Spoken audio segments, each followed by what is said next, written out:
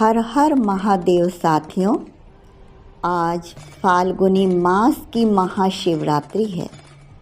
आप इसके पौराणिक महत्व से तो पूर्णतया परिचित हैं ही, परंतु अब मैं आपसे महाशिवरात्रि के दार्शनिक पक्ष पर बात करती हूँ।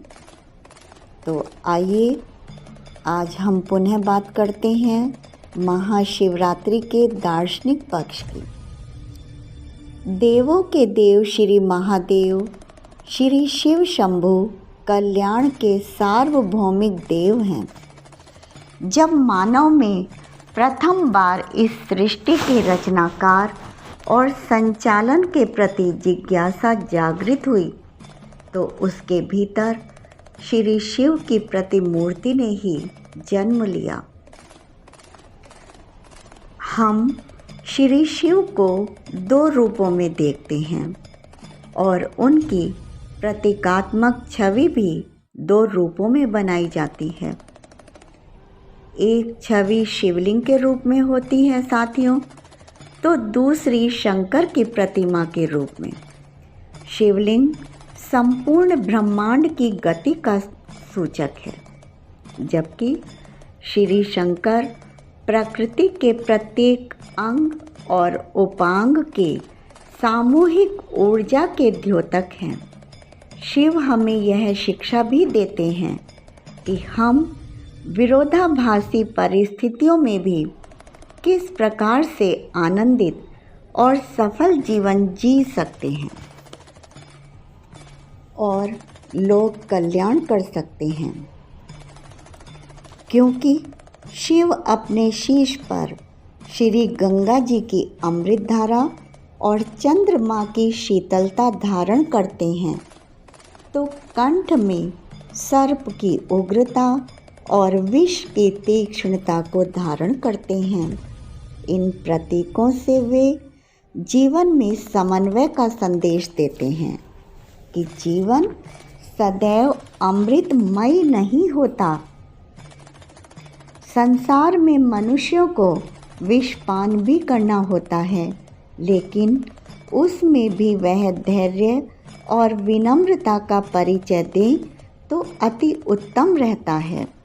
वे अपने साथ त्रिशूल रखते हैं, उसमें उनका डमरू होता है। त्रिशूल संहार का प्रतीक है, तो डमरू संगीत का। जीवन में हमें दोनों भूमिकाएं निभानी पड़ती हैं, अतएव हम पाप लिप्त प्रवृत्तियों का संहार करें और जीवन को करुणा और प्रेम के संगीत से आप्लावित कर दें। शिव केवल देव ही नहीं, अपितु वे ज्ञान के अपार भंडार हैं। वे संस्कृत और तमिल के उन्नायक भी माने जाते हैं। शिव महान योगी और महान आयुर्वेदिक वैज्ञानिक भी हैं। उनका संपूर्ण व्यक्तित्व ब्रह्मांड की विराटता का प्रतीक है। यदि वे भोले हैं तो तांडव करना भी जानते हैं। महाशिवरात्रि का दिन उनकी ऊर्जा के अंश को आत्मसात करने का दिन है।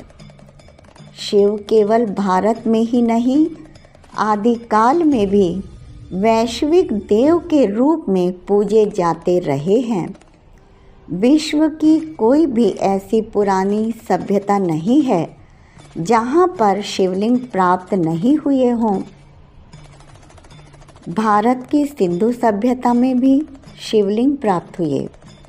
इसी प्रकार बेबीलोन तथा इनका सभ्यता में भी शिवलिंग प्राप्त हुए हैं। लगभग 1 दशक पहले साइबेरिया में भी शिवलिंग प्राप्त हुए हैं। तो साथियों, जानते हैं कि इसका अर्थ क्या है? इसका अर्थ यह है कि मानव सभ्यता का आध्यात्मिक विकास भगवान शिव की आराधना के साथ हुआ। हम उनके दार्शनिक महत्व को समझें और उन्हें आदिदेव मानते हुए उनका हृदय से स्मरण करें तथा उनके आदर्शों को अपने जीवन में अपनाएं। चारों ओर प्रशंसा और शांति का वातावरण हो, विश्व का कल्याण होगा तो प्रत्येक जीव का उद्धार होगा। भारत की जय जयकार होगी। जय हो। हर हर महादेव।